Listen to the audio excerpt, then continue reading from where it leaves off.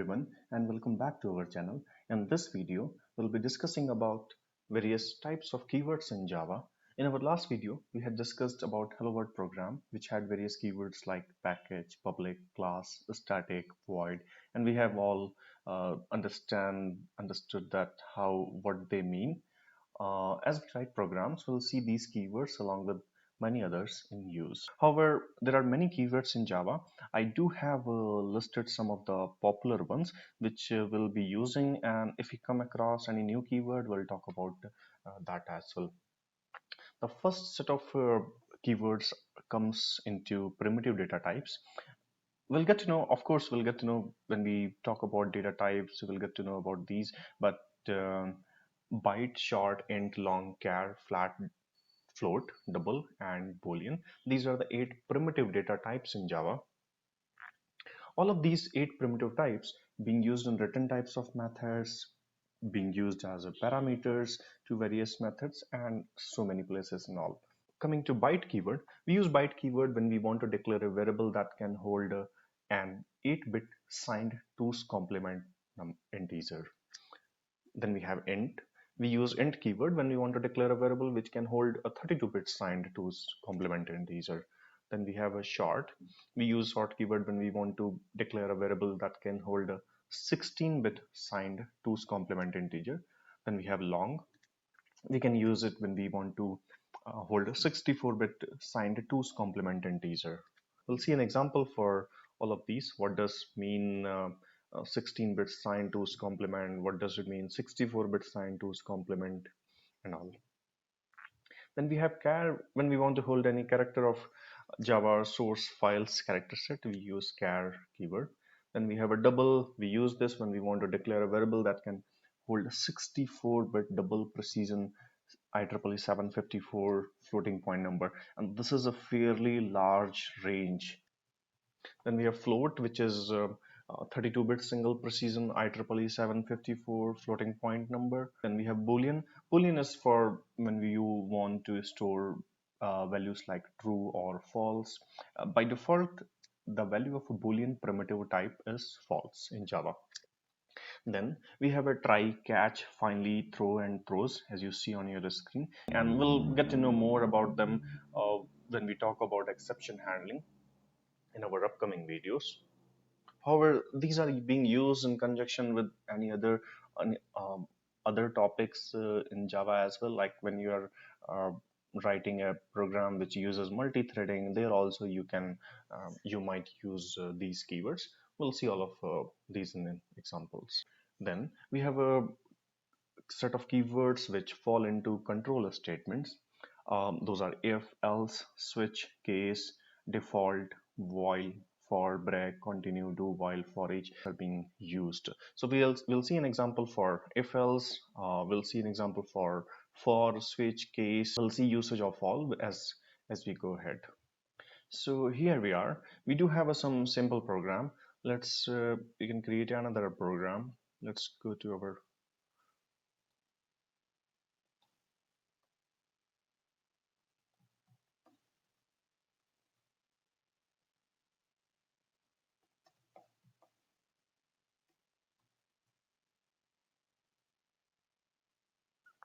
So for example, you have been asked to tell that you have been given a number. You need to tell that whether it is an even or odd. All of us know that if a number is divisible by 2, it is an even number. If it is not, it's an odd number. And how do we do that in program? So let's try to do that. Let's say you got your input number as 23.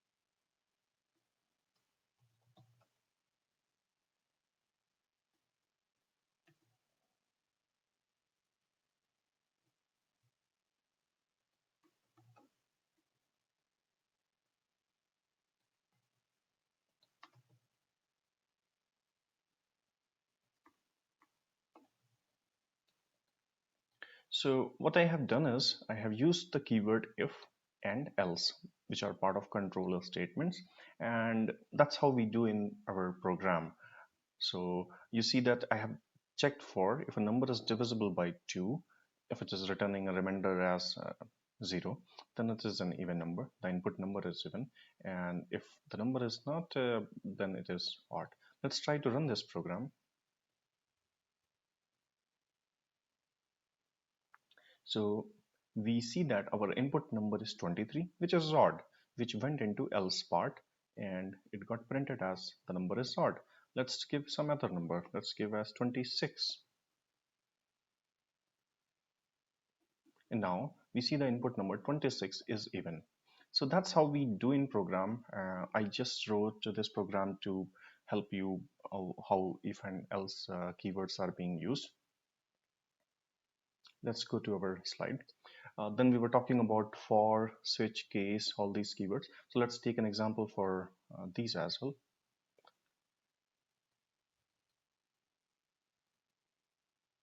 Yes.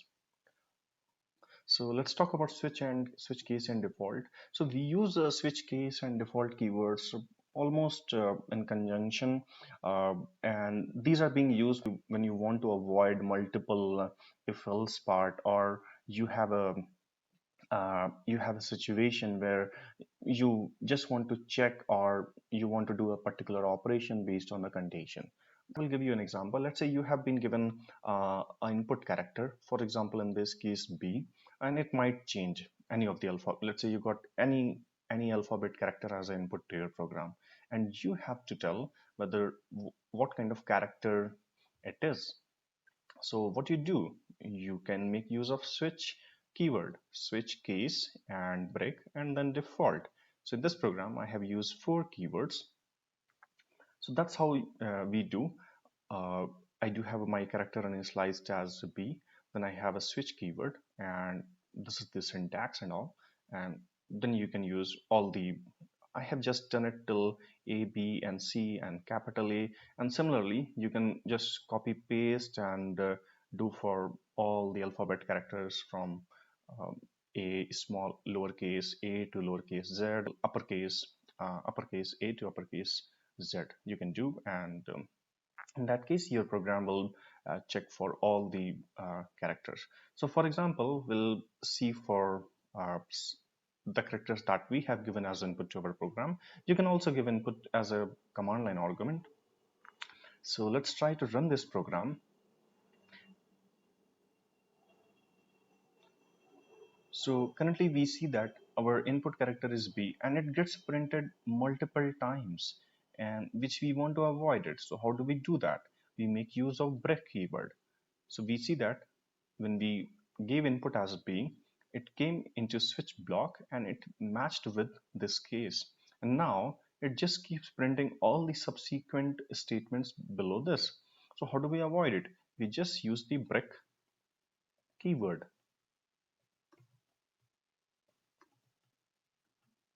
Now we have used the break keyword, so now it shouldn't print all of the subsequent statements. We see we just gave an input as B and we get an output as the input character is B. Let's say give some other character. Let's say give capital A, and we do have a case for A as well, as you can see. And now we have what we have got as output. The input character is A. Let's give some other character, for example, capital P. And however, we do see that we don't have a case defined for our character P. In that case, what happens? In that case, our default part is gets executed, and because it didn't match with any of the existing case, so it just goes to default.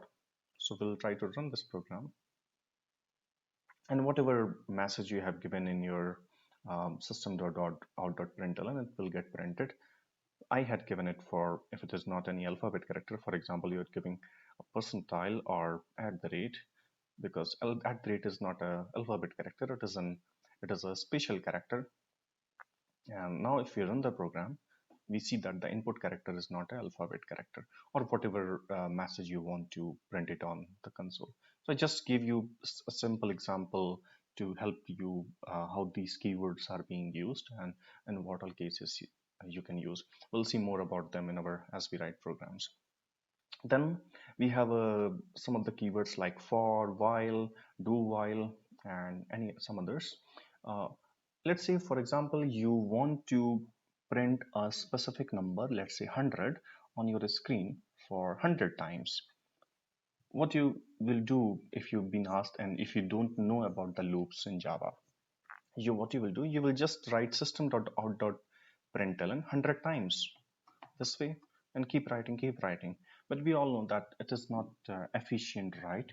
And to overcome this problem, we do have a facility of using loops. What the loop does, it just do your operation multiple times and based on the condition as well. So let's say you want to print a specific number 100 times. So what you do, we make use of for loop. So here is my for keyword. Int, I have initialize a variable I as 1, and then I have just put a condition that just run this loop till it goes to 10. uh, I have given the condition as I is strictly less than 10. So in that case, the 10 won't get printed. And then this is the increment operation where I'm just keep incrementing it one by one. So if I have given, let's say 101, in that case, our program will print number 100 times on the screen. Let's try to do that. Let's run our program. And we do see our 100 has been printed 100 times on the screen, as you can see. You can do for any other number, or it is just basically when you want to do a certain operation a number of times, you can use it. So we talked about all these keywords under control statements. Then we have access modifiers.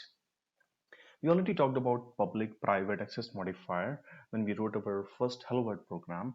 Protected is also another access specifier, and we'll see its usage when we talk about object-oriented principles in Java. Then we have reserved words for literal value. These are true, false, and null. You can not use these uh, keywords as variables or doing some any usual operation, but these are reserved, so you need to use them while true false when you are using boolean operation, and null if you want to return null in your program, or if you want to make use of null keyword. Then we have some special identifiers which are var and underscore. Let's see in a program and where we'll make use of underscore in Java 1.8 and Java 1.9, and we'll see how it behaves.